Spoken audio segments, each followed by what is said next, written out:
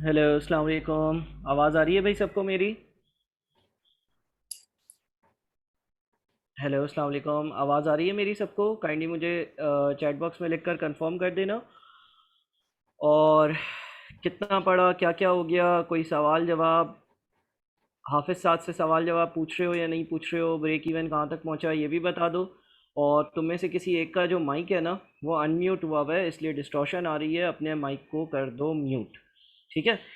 मैं तुम लोगों से बात करते करते ज़रा क्वेश्चन नंबर 22 को पेस्ट कर देता हूँ, ताकि हम क्वेश्चन नंबर 22 को जो है वो डिस्कस कर लें। ठीक है, क्वेश्चन नंबर 22 को मैं पेस्ट कर रहा हूँ ताकि उसको डिस्कस कर लें। क्वेश्चन नंबर 22 एक बच्चे ने कहा था कि आप डिस्कस कर लें। सही है भाई? बच्चों, चैट बॉक्स में लिखकर मुझे कंफर्म ज़रूर कर देना कि मेरी आवाज़ सही है, आवाज़ क्लियर है ना। बस मुझे 1 मिनट दे दो, मैं ज़रा एक्सेल में जो है ना इसको पेस्ट कर दूँ, इस सवाल को पेस्ट कर दूँ। अच्छा जी। बाकी आप लोग अपनी तैयारी के बारे में ज़रा अपडेट करें, कैसी चल रही है सारी तैयारी?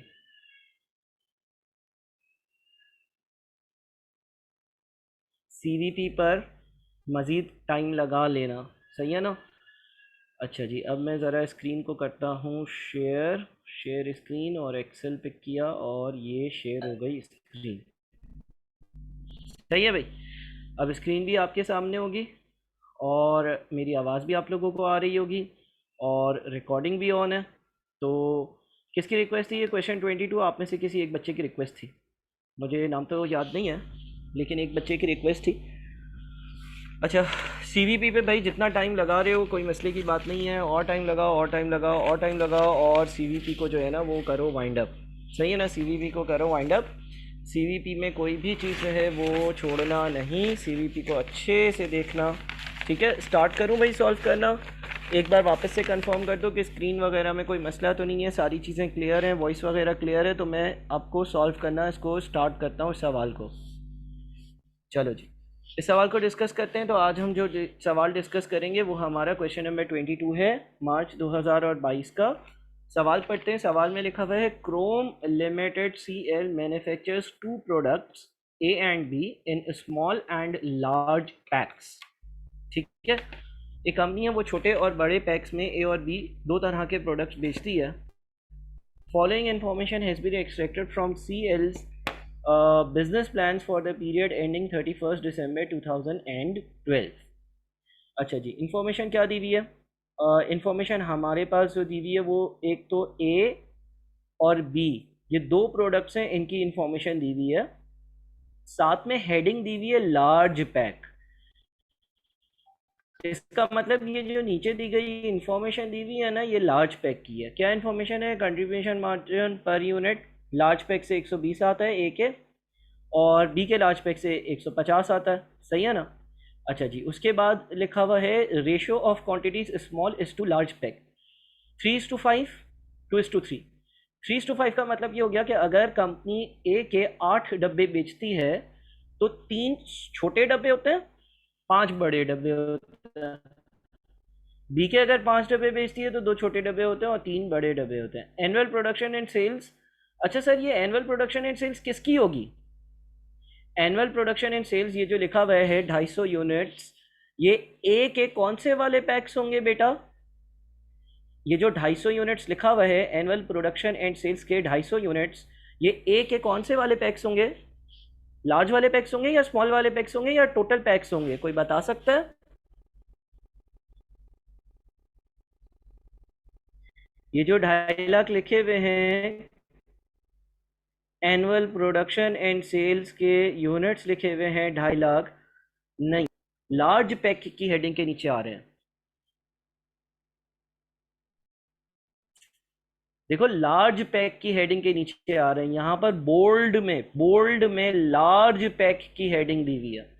जब आपके पास बोल्ड में ऊपर लार्ज पैक की हेडिंग दी हुई हो ना, तो नीचे जितनी भी इंफॉर्मेशन होगी वो इस ऊपर वाली हेडिंग की होगी। सही है?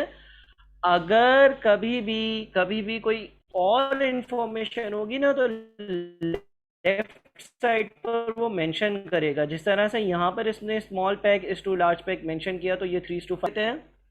4 प्रोडक्ट्स है ना, A large, A small, B large, B small. A के लार्ज कितने बिक रहे हैं? 250,000। ए के स्मॉल कितने बिकेंगे? ए के स्मॉल कितने बिकेंगे? कोई काइंडली म्यूट कर लो अपने आप को सब। आते हो म्यूट नहीं करते हो। सैयद रहमान, चलो मैं म्यूट कर देता हूँ। हाँ भाई, रहमान म्यूट करो अपने आप को। स्मॉल पैक कितने बिकेंगे कोई बता सकता है? ए के अगर लार्ज पैक 2.5 लाख हैं तो ए के स्मॉल पैक कितने होंगे? हाँ भाई, ए के लार्ज पैक अगर 2.5 लाख हैं तो ए के स्मॉल पैक कितने होंगे? देखो, स्मॉल टू लार्ज पैक का रेशियो है 3:5 का। स्मॉल टू लार्ज पैक का रेशियो है 3:5 का। कितने होंगे? मैथ से बेसिक AFC 03 मेथड्स। 2.5 लाख जो है, 2.5 लाख जो है वो 5 हिस्से है ना। 2.5 लाख जो है वो 5 हिस्से हैं। तो हम 2.5 लाख को डिवाइड कर देंगे 5 से, और स्मॉल के यूनिट्स ढूंढने के लिए मल्टीप्लाई कर देंगे इसको। थोड़ा सा एक्टिव रहो ताकि मुझे भी सॉल्व करने में मज़ा आए।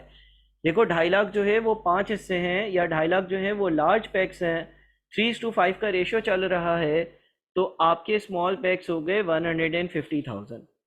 इसी तरह से बी के जो आप क्या कहते हैं, लार्ज पैक्स बेच रहे हो वो 2,25,000 है। तो स्मॉल पैक्स कितने हो गए? 2,25,000 को आप 3 से डिवाइड कर दो, और 2,25,000 को 2 से मल्टीप्लाई कर दो, तो 1.5 लाख आ गए। ठीक है ना? तो जनाब, ये तो हो गए सारे के सारे आपके नंबर ऑफ यूनिट्स जो इस स्पेसिफिक रेशियो में जो आपको बताया गया है, जो रेशियो आपको बताया गया है, जो मेंशन किया गया है। ठीक है? Following information is also available. Product A the very 5% of its selling price. Large pack की जो वेरिएबल कॉस्ट होती है ना, वेरिएबल कॉस्ट 75% होती है। The variable cost of the small pack of product A is 67.5। ठीक है? The ratio of the selling price of both the packs of product A are same as the ratio of their quantities. The annual sales of the small pack of product A is estimated at 150,000। अच्छा sir, ये 150,000 तो इसने दे भी दिया। देखो, ये चीज़ दे दी। The annual sales of the small pack of product A is estimated at 150,000। लेकिन अगर ये नहीं भी देता, अगर ये नहीं भी देता, तो हम यहाँ पर कैलकुलेट कर चुके। समझ रहे हो? अगर ये नहीं भी देता तो हमने कैलकुलेट कर लिया था। अच्छा, प्रोडक्ट बी में the ratio of contribution margin to variable cost for the large pack of product B is 2:3। The selling price of small pack of product B 64% of the price of its large pack. ठीक है? Fixed overheads are estimated at 7.6 million per month. सवाल देख लेते क्या है। सवाल में बोलता है, assuming CL is able to sell the budgeted quantities of both PACS of product A.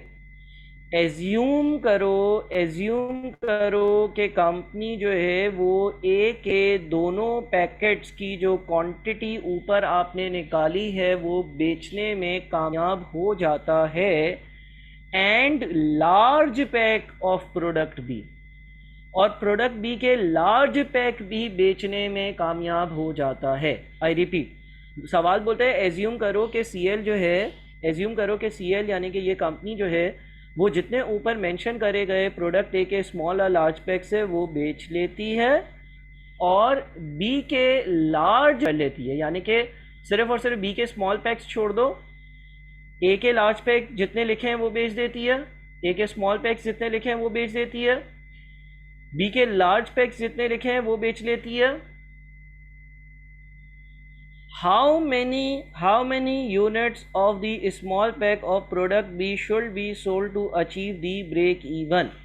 Break even achieve करने के लिए, ब्रेक इवन पॉइंट अचीव करने के लिए जो बी है, उस बी के स्मॉल पैक के कितने यूनिट्स बेचे जाएं तो कंपनी का ब्रेक इवन अचीव हो जाएगा।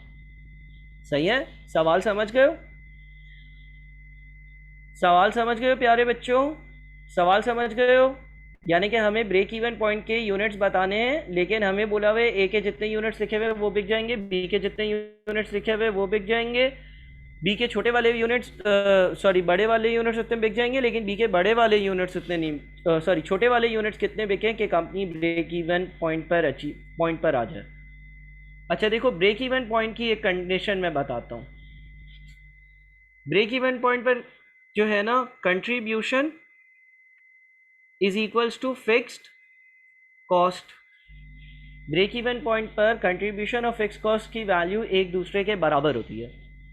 अच्छा, इस सवाल के हिसाब से फिक्स कॉस्ट कितनी है? इस सवाल के हिसाब से फिक्स्ड कॉस्ट कितनी है पूरे साल की? इस सवाल के हिसाब से फिक्स कॉस्ट अगर हम पूरे साल की निकालेंगे, एक महीने की फिक्स कॉस्ट मुझे दी हुई है, एक महीने की फिक्स कॉस्ट मुझे 7.6 मिलियन दी हुई है, एक महीने की फिक्स कॉस्ट मुझे 7.6 मिलियन दी हुई है, एक महीने की फिक्स कॉस्ट मुझे 7.6 मिलियन दी हुई है, तो 12 महीने की कितनी हुई? एक महीने की फिक्स कॉस्ट अगर 7.6 मिलियन दी हुई है तो 12 महीने की हो गई 7.6 मिलियन मल्टीप्लाइड बाय 12, यानी कि ये हो गई तकरीबन 912 समथिंग। सही है ना? इसको ज़रा मैं नंबर फॉर्मेटिंग कर दूं, ठीक है भाई। और ब्रेक इवन पॉइंट पर कंट्रीब्यूशन और फिक्स कॉस्ट दोनों एक दूसरे के बराबर होता है।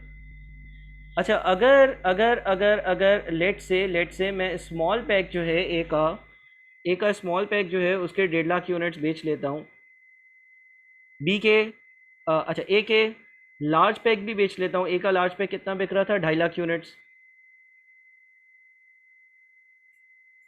ये भी सवाल ने लिखा हुआ है, ये बिक जाएंगे। अच्छा, बी के लार्ज वाले यूनिट्स भी बिक जाएंगे 2,25,000, ये भी सवाल ने लिखा हुआ है। तो कितनी कंट्रीब्यूशन जनरेट होगी इससे इससे इससे, ये देखते हैं। ए का जो लार्ज पैक है उस एक पैक की कंट्रीब्यूशन कितनी है? ए के लार्ज पैक की कंट्रीब्यूशन 120 है, तो ए के जो लार्ज पैकेट्स बिकेंगे उससे टोटल कंट्रीब्यूशन कितनी आएगी? ए के जो लार्ज पैकेट्स बिकेंगे वो 2.5 लाख बिकेंगे, सवाल बोलता है बिकेंगे इतने, और एक यूनिट जो है वो 120 की कंट्रीब्यूशन देता है, लिहाजा ए के जो लार्ज यूनिट्स हैं 2.5 लाख, वो 30 के हिसाब से 120 रुपये के हिसाब से 30 मिलियन की कंट्रीब्यूशन जनरेट कर देंगे। ये बात क्लियर हो गई? कोई मसला इसमें? हाँ प्यारे बच्चों, कोई मसला? क्लियर है ये बात? अच्छा, अब हम आ जाते हैं ए के स्मॉल पैक पर। किस पे आ जाते हैं? ए के स्मॉल पैक पर आ जाते हैं। ज़रा सवाल में जो बातें लिखी हुई हैं ना उसको एक एक कर रीड करते हैं। अगर सवाल की बातों को एक एक कर रीड करेंगे, पहला पॉइंट क्या लिखा हुआ है? The variable cost of the large pack of product A is 75% of its selling price. जो आपका लार्ज पैक होता है ना, उसकी जो वेरिएबल कॉस्ट होती है वो सेल्स का 75% है। इसका मतलब ये हमें जो रेशो दिया हुआ है ना, वो दिया हुआ है वेरिएबल कॉस्ट टू सेल्स का रेशो, और वेरिएबल कॉस्ट टू सेल्स का रेशो दिया हुआ है 75%। और अगर वेरिएबल कॉस्ट टू सेल्स का रेशो 75% दिया हुआ है तो कंट्रीब्यूशन मार्जिन कितना होगा? हाँ भाई प्यारे बच्चों, कंट्रीब्यूशन मार्जिन कितना होगा? एक्सेलेंट, 25% होगा। इसलिए क्योंकि वीएस रेशो और सीएस रेशो मिलाकर 100% होता है। Variable cost to sales ratio अगर 75% है, यानी कि सेलिंग प्राइस का 75% आपकी वेरिएबल कॉस्ट है, तो सेलिंग प्राइस का 25% आपकी कंट्रीब्यूशन होगी। सीएस रेशो आपका जो है वो 25% होगा। समझ गए? अच्छा, अब भाई हमारे पास लार्ज पैक की कंट्रीब्यूशन मौजूद है। लार्ज पैक की कंट्रीब्यूशन कितनी है? 120 है। तो हम लार्ज वाला जो पैक है ना उसकी सेल्स प्राइस या सेलिंग प्राइस भी निकाल सकते हैं। कैसे निकाल सकते हैं? 120 जो है ना वो किस चीज़ का 25% होता है? 25% से डिवाइड कर दो, कितना आया? 480। ठीक है, सेलिंग प्राइस 480 होगी, क्योंकि 480 का 25% 120 बनता है। 480 का 25% 120 बनता है। 120 की कंट्रीब्यूशन मार्जिन की वैल्यू दी हुई थी। कंट्रीब्यूशन मार्जिन की वैल्यू को अगर आप सी एस रेशो से डिवाइड करते हो तो आपकी सेलिंग प्राइस आ जाती है वो 480 है। ठीक है।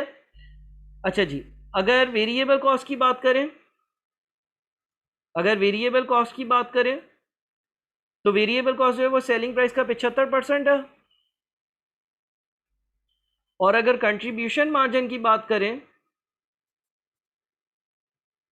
तो कंट्रीब्यूशन मार्जिन जो है या तो इस तरह से निकाल लो या फिर 480 का 25% ले लो। ये सारी वर्किंग जितनी भी मैंने करी ना, ये लार्ज पैक के लिए करी। प्यारे बच्चों, इसमें कोई कन्फ्यूजन, इस वर्किंग में कोई कन्फ्यूजन? देखो, हमें वेरिएबल कॉस्ट टू सेल्स का रेशो दिया हुआ था, उससे हमने कंट्रीब्यूशन मार्जिन का रेशो निकाला। फिर सेलिंग प्राइस हमने निकाल ली, 120 की कंट्रीब्यूशन भी दी हुई थी, उसको हमने 400 उसको हमने 25% से डिवाइड किया, वेरिएबल कॉस्ट 75% होगी।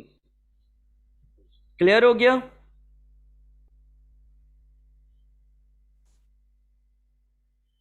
अच्छा, आगे क्या बोलता है? आगे बोलता है the variable cost of the small pack, छोटे पैक की variable cost of product A is 67.5% of the variable cost of large pack. जो छोटे पैक की, जो छोटे वाले पैक की वेरिएबल कॉस्ट होगी, जो छोटे वाले पैक की वेरिएबल कॉस्ट होगी वो बड़े वाले पैक का 67.5% होगी। तो ये तो हम सारी चीजें लार्ज के लिए कर रहे हैं ना, स्मॉल के लिए करते हैं?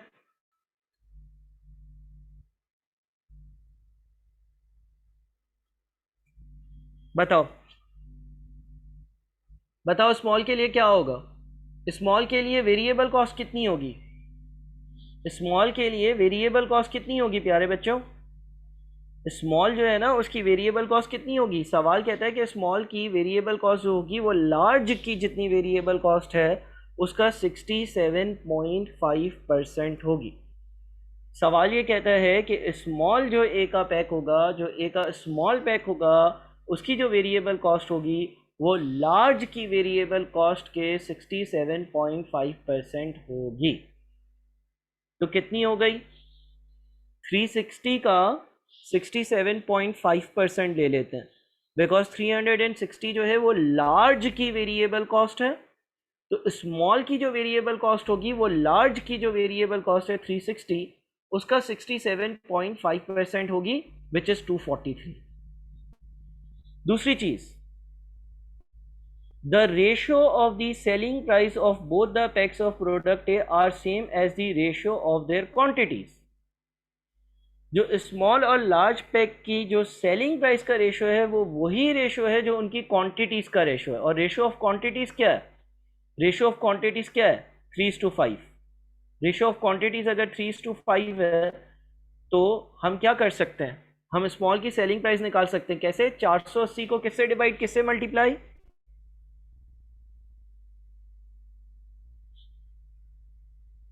480 जो है वो लार्ज की सेलिंग प्राइस है, 3:5 का रेशो है स्मॉलेस्ट टू लार्ज का, यानी कि 480 5 हिस्से रिप्रेजेंट कर रहा है। तो 480 को 5 से कर दो डिवाइड और मल्टीप्लाई कर दो इसको किससे? 3 से। आई रिपीट, 480 को 5 से डिवाइड कर दो और 3 से मल्टीप्लाई कर दो। 480 को 5 से डिवाइड कर दो और 3 से मल्टीप्लाई कर दो। ठीक है, तो ये आ गया आपका 288। तो फिर कंट्रीब्यूशन आपकी आ जाएगी कैसे? ये सेलिंग प्राइस है, ये वेरिएबल कॉस्ट है। सेलिंग प्राइस में से वेरिएबल कॉस्ट हटाओ, 288 में से 243 हटाओ, 288 में से 243 हटाते हो तो 45 की आपकी कंट्रीब्यूशन की वैल्यू आती है ए के स्मॉल पैक्स की। तो अब ए के स्मॉल पैक से जो कंट्रीब्यूशन आ रही है वो 45 आ रही है। तो ए के सारे पैक्स की जो कंट्रीब्यूशन होगी वो 150,000 मल्टीप्लाइड बाई 45 होगी, यानी कि 6.75 मिलियन होगी। ये दूसरी चीज़ हो गई। डन है? यहाँ तक कॉपी करो प्यारे बच्चों। किसी का कोई भी सवाल है तो वो मुझसे क्लैरिफाई करवाए, क्वेश्चंस को क्लैरिफाई करवाए। इम्पॉर्टेंट टॉपिक है, टाइम लगाएंगे, सही से समझेंगे। कोई मसला हो यहाँ तक मुझे बताओ और आप इसको यहाँ तक कॉपी करो, फिर आगे बढ़ते हैं।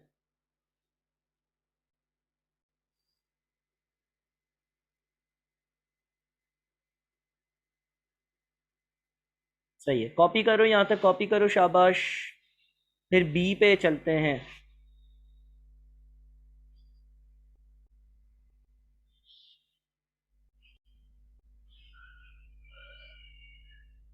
सर जी आपने तो ज्वाइन में भी इतनी मुश्किल रखी है कि बस आपने सर जी आप नी टू ज्वाइन, मैं बात समझा नहीं तुम्हारी। और हुआवे के नाम से ऑनलाइन आए हुए हो कौन भाई? अपना नाम तो बताओ।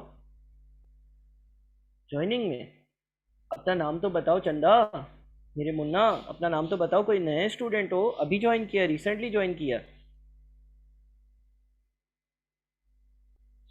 हाँ अब्दुल खालिक, तुमने अभी रिसेंटली, हाँ तो अब्दुल खालिक तुमने 2 वॉइस नोट छोड़े हैं ग्रुप पर, तुमने सुने नहीं? ये पुराने स्टूडेंट्स की क्लास है, न्यू स्टूडेंट्स की क्लास नहीं है। ठीक है? ग्रुप पर मैंने एक वॉइस नोट छोड़ा है न्यू स्टूडेंट्स ओल्ड स्टूडेंट्स के नाम से, शायद तुमने सुना नहीं है, सुन लो। ठीक है, वो सुन लो। अभी तुम्हें क्लास नहीं लेनी, मैं क्लास के बाद तुम्हें जो है वो एड्रेस करता हूँ ग्रुप पर दोबारा से। ठीक है? अच्छा जी, चलें जी, आगे चलते हैं। अब क्या होगा? अब लार्ज बी के लार्ज पैक की, बी के लार्ज पैक की कंट्रीब्यूशन पर यूनिट कितनी है सवाल के हिसाब से? 150 है। बी के लार्ज पैक की कंट्रीब्यूशन पर यूनिट कितनी है? 150 है। तो बी के सारे पैक्स की कंट्रीब्यूशन कितनी होगी? 2,25,000 मल्टीप्लाइड बाई 150 कितना आएगा? 33750,000। डन हो गया? 2,25,000 मल्टीप्लाइड बाई 150, 33750,000। डन हो गया? अब एक और चीज देखो, ये फिक्स कॉस्ट है, ठीक है ना? और अगर हम कंट्रीब्यूशन की बात करें ना, इन तीन की कंट्रीब्यूशन को ऐड करें, मैं इसको यहां लिख देता हूं।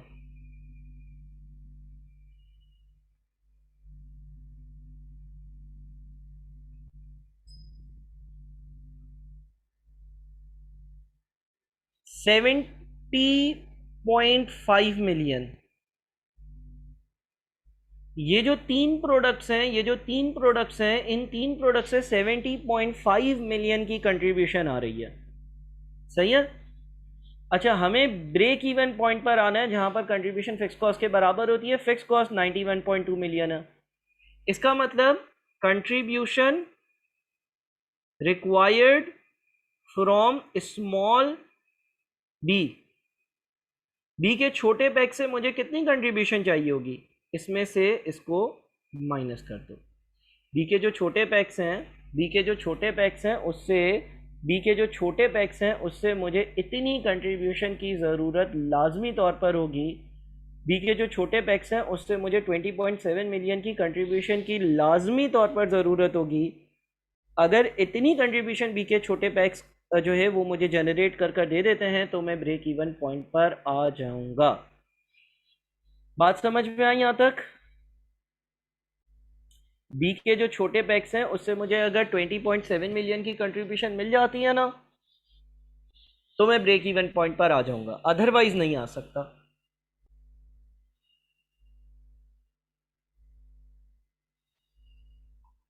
डन है?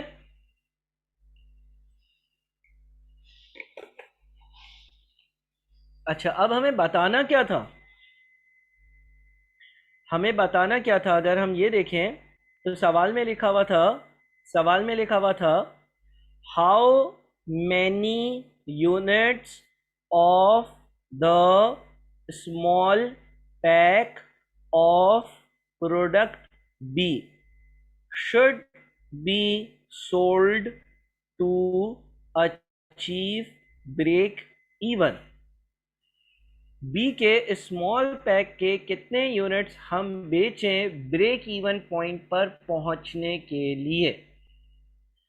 तो यहां पर हमें यह पता चल गया कि बी के जो छोटे वाले पैकेट्स हैं ना उससे 20.7 मिलियन की कंट्रीब्यूशन लाजमी आनी चाहिए। अब इसके लिए कितने पैकेट्स बेचने हैं ये कैसे आएगा, या यूनिट्स बेचने हैं? ये ऐसे आ जाएगा कि टोटल कंट्रीब्यूशन जो हमें चाहिए divided by contribution per unit. अगर हम जो टोटल कंट्रीब्यूशन हमें चाहिए 20.7 मिलियन की, उसको बी का एक स्मॉल यूनिट जितनी कंट्रीब्यूशन जनरेट कर देता है उससे अगर डिवाइड कर देंगे तो हमारे पास नंबर ऑफ यूनिट्स आ जाएंगे, नंबर ऑफ यूनिट्स आ जाएंगे बी के नंबर ऑफ यूनिट्स आ जाएंगे जो हमें बनाकर बेचने चाहिए, करेक्ट।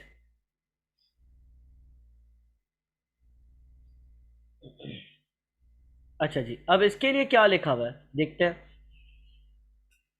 लिखा हुआ है पहली चीज बी के बारे में, प्रोडक्ट बी के बारे में, the ratio of contribution margin to variable cost for the large pack of product B is 2:3। C S ratio यानी कि contribution margin to variable cost जो है, the ratio of contribution margin to variable cost for the large pack of product B is 2:3। यानी कि अगर 2 रुपए की contribution होती है तो 3 रुपए की वेरिएबल कॉस्ट होती है, 2 रुपए की कंट्रीब्यूशन होती है तो 3 रुपए की वेरिएबल कॉस्ट होती है। और ये कौन से पैक्स के बारे में इंफॉर्मेशन है? लार्ज पैक्स के बारे में इंफॉर्मेशन है। अच्छा, अब लार्ज पैक की अगर हम बात करते हैं, बी के लार्ज पैक, बी के स्मॉल पैक, सेलिंग प्राइस एक चीज है, एक चीज है वेरिएबल कॉस्ट, एक चीज है कंट्रीब्यूशन मार्जिन। हमें लार्ज पैक का कंट्रीब्यूशन मार्जिन मालूम है 150, हमें लार्ज पैक का कंट्रीब्यूशन मार्जिन मालूम है 150, ठीक है। अगर हमें लार्ज पैक का कंट्रीब्यूशन मार्जिन मालूम है कि वो 150 है, तो हम लार्ज पैक की वेरिएबल कॉस्ट भी मालूम कर सकते हैं। कैसे? देखो, वेरिएबल कॉस्ट और कंट्रीब्यूशन मार्जिन का रेशियो है 2:3 का, तो 150 को आप 2 से डिवाइड करो और 3 से मल्टीप्लाई कर दो, ठीक है। कंट्रीब्यूशन मार्जिन और वेरिएबल कॉस्ट का जो रेशियो है वो 2:3 का है, और क्योंकि ये रेशियो 2:3 का है तो इसका मतलब 150 दो हिस्से हैं और वेरिएबल कॉस्ट 3 हिस्से हैं, तो आप 150 को 2 से डिवाइड करो और 3 से मल्टीप्लाई कर दो, वेरिएबल कॉस्ट आ गई 225। जब वेरिएबल कॉस्ट 225 आ गई तो सेलिंग प्राइस है वो होगी आपकी 375। ये लार्ज की वैल्यूज आ गई कि भाई लार्ज की इतनी सेलिंग प्राइस है, इतनी वेरिएबल कॉस्ट है और इतनी कंट्रीब्यूशन मार्जिन की वैल्यू है। अच्छा, स्मॉल पर आते हैं। अब बोलते हैं the selling price of the small pack, जो छोटा पैक है उसकी जो सेलिंग प्राइस है of product B is 64% of the price of its large pack. जो छोटे पैक की सेलिंग प्राइस होगी, जो छोटे पैक की सेलिंग प्राइस होगी, जो छोटे वाले पैक की सेलिंग प्राइस होगी, जो छोटे वाले पैक की सेलिंग प्राइस होगी वो बड़े वाले पैक की सेलिंग प्राइस का 64% होगी। यानी कि इसको हम मल्टीप्लाई कर देते हैं, इसको हम मल्टीप्लाई कर देते हैं 0.64 से, यानी कि 240 होगी, ठीक है। अच्छा, अब यार सवाल जो है ना वो एक बात के बारे में साइलेंट है और वो है वेरिएबल कॉस्ट। सवाल जो है ना वो वेरिएबल कॉस्ट के बारे में साइलेंट है, यानी कि बी जो है उसके स्मॉल पैक्स की वेरिएबल कॉस्ट क्या होगी ये नहीं बताया। हाँ, सेलिंग प्राइस 2 करें, कैसे हम इसको कम करें ये सवाल में नहीं बताया हुआ, ठीक है। मैं वापस से बात को रिपीट करूंगा। सवाल में एक चीज, इस सवाल में एक चीज मिसिंग है, और वो मिसिंग ये है कि जो स्मॉल पैक्स होंगे ना उसकी जो वेरिएबल कॉस्ट होगी आखिर वो कितनी होगी, ये नहीं लिखा हुआ। समझ रहे हो बात को? ये बात नहीं लिखी हुई कि जो स्मॉल पैक्स होंगे उसकी जो वेरिएबल कॉस्ट होगी वो कितनी होगी। अच्छा, यहाँ पर एक बात मैं ऐड करूँ, ये मेरी अटेम्प्ट का सवाल है, सही है ना। अब यार ये नहीं लिखा हुआ कि ये जो स्मॉल पैक्स है इसकी वेरिएबल कॉस्ट कितनी होगी या इसका कंट्रीब्यूशन मार्जिन कितना होगा, इस तरह की कोई बात नहीं दी हुई, दी हुई है कहीं पे कोई बात। अब ये एक चीज जो है ना इस एक सवाल में ऐसा फैक्टर है कि जो आप कह सकते के अंडर डिस्कशन है। अब आप कर ये सकते हो भाई, ये रेशियो यूज कर लो, small is to large packs वाला रेशियो यूज़ कर लो, ठीक है ना। यही रेशियो यूज़ कर लेते हैं, एक जो रेशियो हमें पर्टिकुलरली सवाल में दिया हुआ है। तो अगर ये रेशियो यूज़ करते हैं 2:3 वाला, तो हम ये कह सकते हैं कि यार चलो अगर बड़ा जो पैकेट था उस पर 225 की वेरिएबल कॉस्ट लगती थी, तो इसको 3 से डिवाइड कर दो और 2 से मल्टीप्लाई कर लो। छोटे पैक पे वेरिएबल कॉस्ट 150 लगती है और छोटे की जो कंट्रीब्यूशन होती होगी वो 90 होती होगी। सही है, यहाँ तक बात क्लियर है?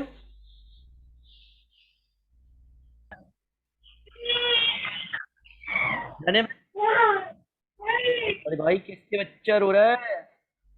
हनीफ, म्यूट करो अपने आप को। हनीफ बेटा म्यूट करो अपने आप को। और हाँ यार, काइंडली अपने माइक को तो ख्याल रखा करो हनीफ, बच्चा रो रहा है तुम्हारे घर पे, तुम आ गए हो एकदम से। खैर मैं यहाँ एक काम करता हूँ, यहाँ पे जो है ना अलाउ पार्टिसिपेंट्स टू अनम्यूट को ख़त्म कर देता हूँ। अच्छा, वेरिएबल कॉस्ट वाली बात वानिया मैं अगेन बता देता हूँ। देखो सवाल में ये चीज़ मिसिंग है कि जो स्मॉल पैक्स होंगे ना उसकी वेरिएबल कॉस्ट क्या होगी, ठीक है ना। अब जाहिर है ये स्मॉल पैक है, ये लार्ज पैक है। स्मॉल पैक की वेरिएबल कॉस्ट कंपैरेटिवली कम होनी चाहिए, लाजमी तौर पर कम होनी चाहिए, लार्ज से तो कम होनी चाहिए स्मॉल पैक की कंट्रीब्यूशन। अब कितनी कम हो, कितनी कम हो ये कहीं नहीं दिया हुआ। अगर तुम सवाल देखो, ए के लिए तो सारी इंफॉर्मेशन थी, ए जो था ना, ए जो था, ए के लिए सारी इंफॉर्मेशन अवेलेबल थी, ठीक है ना। लेकिन अगर तुम बी के लिए बात करते हो तो बी के लिए ये वाला क्लॉज, ये वाला पॉइंट मिसिंग है। तो भाई मैंने क्या किया, मैंने ये कर दिया कि यार ये रेशो यूज़ कर लिया। ये जो रेशो ऑफ क्वांटिटीज का आ रहा था ना, एक रेशो आ रहा था, मैंने कहा कि यार चलो छोटा पैक जो है वो लार्ज से छोटा होगा, 2:3 के रेशो में मैं कॉस्ट को भी कम कर देता हूँ। बहरहाल ये एक अजम्पशन है और इस हिसाब से मेरी जो कंट्रीब्यूशन मार्जिन की वैल्यू आ रही है वो 90 आ रही है। कंट्रीब्यूशन मार्जिन की वैल्यू 90 आने का मतलब ये है कि मैं अब यूनिट्स ढूंढ सकता हूँ। 20.7 मिलियन डिवाइडेड बाई 90, 230,000। मुझे मुझे जो मेरा बी का स्मॉल पैक है उसके कितने यूनिट्स बेचने चाहिए? 230,000। ये हमारा पार्ट सॉल्व हो गया। ये वाला सवाल किसकी क्वेरी थी यार? किसी एक बच्चे की इस क्लास में से क्वेरी थी ये वाला सवाल। कौन था बच्चा? ऑनलाइन है वो अभी? ठीक है, ऑनलाइन है, ठीक है।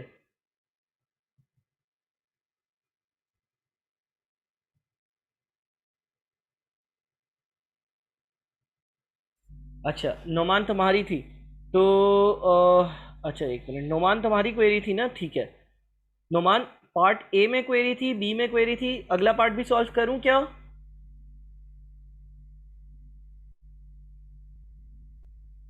नोमान, अगला पार्ट भी सॉल्व करूं बेटा, या पार्ट ए में मसला था? पार्ट ए में ही मसला था। चलो किसी को पार्ट ए में अब हो जाएगा। अच्छा पार्ट बी भी देख लेते हैं वैसे।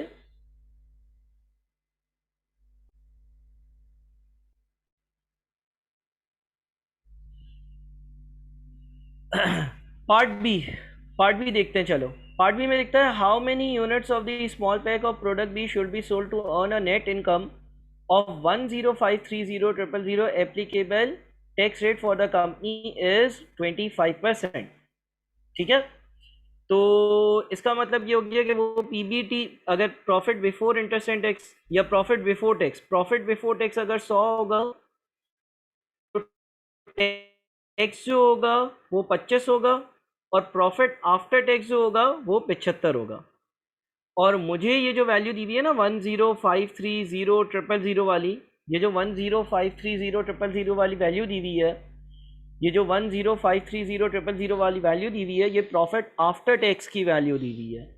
ये प्रॉफिट आफ्टर टैक्स की वैल्यू दी हुई है। तो प्रॉफिट बिफोर टैक्स मुझे कितना चाहिए होता होगा? ऐसा हमने एक सवाल पहले भी किया है, 75 से डिवाइड और 100 से मल्टीप्लाई, यानी कि ये मुझे प्रॉफिट बिफोर टैक्स चाहिए होगा 14040,000, क्योंकि इतना अगर profit before interest and tax होगा तो फिर उसमें से टैक्स कटेगा और टैक्स कट कर मुझे 10530,000 बच जाएंगे। सही है, ये बात क्लियर है?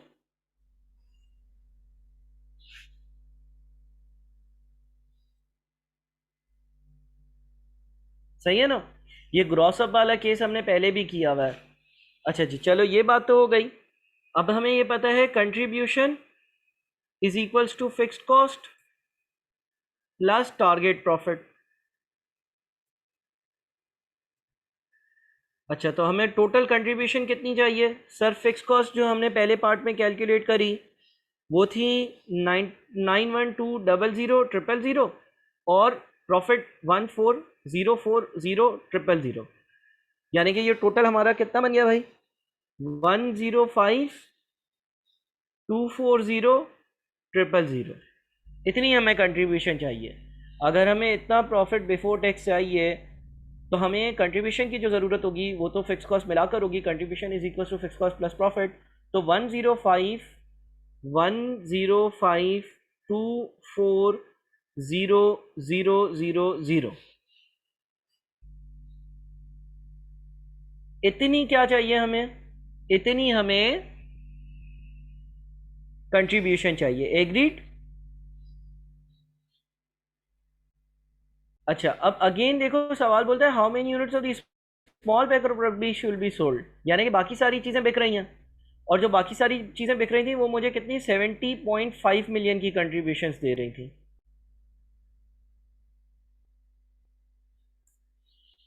तो इसका मतलब अब मुझे जो बी के स्मॉल पैक्स है उससे कंट्रीब्यूशन चाहिए 3474000 की, और यूनिट्स के लिए इसको मैं डिवाइड कर दूंगा कंट्रीब्यूशन पर यूनिट जो बी के स्मॉल पैक देते हैं 90 की, 386,000 इस पार्ट का आंसर होगा। क्लियर हो गया भाई? किसी को किसी किस्म की कोई भी क्वेरी कंफ्यूजन है तो मुझे डिस्कस करे। किसी को किसी भी किस्म की कोई भी कंफ्यूजन है बी के स्मॉल यूनिट्स के, ताकि उससे इतनी कंट्रीब्यूशन जनरेट हो, बाकी प्रोडक्ट्स इतनी कंट्रीब्यूशन जनरेट करके दे रहे हैं तो टोटल कंट्रीब्यूशन इतनी हो जाएगी जिसे हम रेलेवेंट प्रॉफिट जनरेट कर सकेंगे। यार एचपी के नाम से कौन ऑनलाइन आया हुआ है भाई? अपना कंप्लीट नाम लिखो, क्वेश्चन 10 का पार्ट भी करा दें। अच्छा, फारूक तुम हो? फारूक बिल्कुल मैं करवा दूंगा। कल परसों में एक और लाइव क्लास रखता हूँ, ठीक है? छोटी छोटी लाइव क्लासेस एक एक क्वेश्चन के लिए रखते हैं तो तुम्हारी क्वेरी भी इंटरटेन कर दूंगा। अच्छा, फाइनली और आखिरी पार्ट जो हमारा है वो बड़ा आसान है, उसमें कुछ इतनी एज सच बड़ी बात नहीं है, और वो ये है कि based on the results of B अब prepare a product wise and consolidated income statement for the period ending 31 December 2012। ठीक है ना? तो ये कोई मुश्किल पार्ट नहीं है। मैं एक काम करता हूँ, आपको इसको इसके आंसर से ज़रा टैली करवा देता हूँ। मुझे बस 1 मिनट दीजिएगा, मैं ज़रा आंसर यहाँ पर पेश कर दूँ। लेकिन हाँ, आप लोग ज़रूर बनाइएगा, आप लोग ये स्टेटमेंट ज़रूर बनाइएगा। देखें ये स्टेटमेंट वो पूछ रहा है। सीधा सीधा जो चीज़ें ऊपर कैलकुलेट करी है ना वही मेंशन करनी है। ए की selling price, variable cost, A के स्मॉल की selling price variable cost, B के स्मॉल और लार्ज की वेरिएबल कॉस्ट और सेलिंग प्राइस, सेल्स के वॉल्यूम्स ये तीन दिए हुए थे। 386,000 आपने पार्ट बी में कैलकुलेट किया। सेल्स की वैल्यू कैसे आएगी? सेलिंग प्राइस को सेल्स वॉल्यूम से मल्टीप्लाई किया। वेरिएबल कॉस्ट की वैल्यू कैसे आएगी? वॉल्यूम को वेरिएबल कॉस्ट से मल्टीप्लाई किया। कंट्रीब्यूशन कैसे आएगी? सेल्स में से वेरिएबल कॉस्ट को माइनस किया। ये टोटल कंट्रीब्यूशन आ गई। कंसोलिडेटेड इनकम स्टेटमेंट में आपने पूरा सेल्स रेवेन्यू लिखा, उसमें से पूरी वेरिएबल कॉस्ट सारी यूनिट्स की माइनस करी, सारी यूनिट्स की कंट्रीब्यूशन आ गई। फिक्स कॉस्ट भी हमने कैलकुलेट कर ली है। ये बजटेड प्रॉफिट हमें मालूम है, हमने देखा था, इसका 25% टैक्स, एंड फाइनली ये वैल्यू। तो ये पार्ट सी था। तो आई होप कि आज की क्लास का भी आप लोगों को फ़ायदा हुआ होगा। आज हमने अपना कंट्रीब्यूशन से रेलेवेंट, सीवीपी एनालिसिस से रेलेवेंट एक और क्वेश्चन जो है वो सॉल्व करा है। अब किसी की कोई क्वेरी, कंसर्न, कोई मसले मसाइल, कुछ चीज़ें डिस्कस करना चाहते हैं कोई, तो काइंडली मुझे ज़रूर बताओ। आई रिपीट, किसी की कोई क्वेरी, कंसर्न, मसले मसाइल, कोई चीज़ डिस्कस करना चाहते हो इस सवाल से रेलेवेंट तो मुझे बताओ। और अभी भी अगले 2-4 दिन जो है वो सीवीपी एनालिसिस की ही प्रैक्टिस में गुजारते रहो। ये एक इम्पॉर्टेंट टॉपिक है, इसके लिए मैं 1 2 3 मज़ीद लाइव क्लासेस रखूँगा। इसका आप लोगों का एक मॉक भी हो चुका है। 30 क्वेश्चंस का हैंड आउट विद आंसर्स मैं दे भी चुका हूँ। मज़ीद 15-20 क्वेश्चंस भी हमें करने हैं। उन 30 क्वेश्चंस में से भी जो जो नहीं हो रहे होंगे वो आप लोगों के साथ डिस्कस करने हैं, सॉल्व करने हैं। हम मज़ीद आगे नहीं बढ़ेंगे जब तक ये टॉपिक हमारा पक्का नहीं हो जाता। किसी की कोई क्वेरी कंसर्न हो तो वो यहाँ पर चैट बॉक्स पे या व्हाट्सएप पे लिख सकता है। मैं 25 से 30 मिनट मज़ीद जूम की मीटिंग पे ऑनलाइन रहता हूँ, ताकि अगर किसी का कोई मैसेज आ रहा है तो उसको मैं आंसर कर दूँ। और जिसकी कोई क्वेरी कंसर्न कोई क्वेश्चन नहीं है, काइंडली वो इस सवाल को दोबारा से सॉल्व करे और मेरी तरफ से अल्लाह हाफ़िज़। जा सकते हो अगर कोई कंसर्न नहीं है। अच्छा, 2 सवाल आए हैं सर, सेमी वेरिएबल कॉस्ट को कहाँ पर माइनस करेंगे, कंट्रीब्यूशन से पहले या बाद में? अच्छा, अगर किसी सवाल में कोई सेमी वेरिएबल कॉस्ट होगी तो हाइलो मेथड लगाकर, अगर किसी क्वेश्चन में सेमी वेरिएबल कॉस्ट होगी तो हाइलो मेथड लगाकर उसकी फिक्स्ड और वेरिएबल कॉस्ट को अलहदा करेंगे। वेरिएबल कॉस्ट को कंट्रीब्यूशन से पहले माइनस करेंगे और फिक्स कॉस्ट वाले हिस्से को कंट्रीब्यूशन के बाद माइनस करेंगे। सर ये जो आपने क्वेश्चंस दिए हैं 1 to 30, ये पास्ट पेपर्स के हैं बेटा। कुछ बेसिक क्वेश्चंस हैं कॉन्सेप्ट बनाने के लिए, जैसे कि शुरू में आपने देखा होगा, और बाकी सारे आईकेप के पास पेपर के ही सवाल हैं। लेकिन और भी सवाल हैं आईकेप के पास पेपर के जो मुझे करवाने हैं। ठीक है, ओके सर, थैंक यू, सही है। चलो जी, अपना बहुत बहुत बहुत ख्याल रखना और मेहनत कर कर पढ़ते रहना, और काइंडली इस सवाल को भी दोबारा से सॉल्व करना। और ये रिकॉर्डिंग मैं यूट्यूब पे भी डाल देता हूँ और आपको स्क्रैबल्स के पोर्टल में भी 1 से 2 दिन में अपलोड होकर मिल जाएगी। मुझे ज़रा व्हाट्सएप पे ये भी कंफर्म कर देना कि पिछली रिकॉर्डिंग आपको मिल गई या नहीं, वो भी पोर्टल पर अपलोड होने वाली होंगी। ठीक है, बाकी बातें हम लोग व्हाट्सएप पे कर लेते हैं। अपना ख्याल रखना। अगर पिछली चीज़ें पेंडिंग हैं, पिछले लेक्चर्स पेंडिंग हैं, थोड़ा सा स्लो चल रहे थे तो पेस पकड़ो, बेसिक कॉस्टिंग वाली चीज़ें कवर करो, CVP part 1, CVP part 2, CVP part 3 cover करो। फिर पास पेपर का एक टैब आ रहा होगा, उसमें मैंने सीवीपी के मजीद पास पेपर्स के वीडियोस भी अपलोड कर दिए हैं, वो भी देखो। लाइव क्लासेस भी 3-4 सीवीपी पे हो गई, वो भी देखो। ठीक है, नहीं है पोर्टल पर? अच्छा चलो, एक दिन में हो जाएंगी। मैंने एडमिन से मेरी आज शाम 6-7 बजे बात हुई थी, मेरे ख्याल में कल शाम तक हो जाएगी अपलोड। लेकिन अभी तक पिछली चीज़ें देख लेना। ठीक है भाई, चलो अपना बहुत ख्याल रखना। बाकी अगर किसी का कोई मसले मसाइल है तो व्हाट्सएप कर दे, व्हाट्सएप पे मैं जा रहा हूँ। ओके, अल्लाह हाफ़िज़।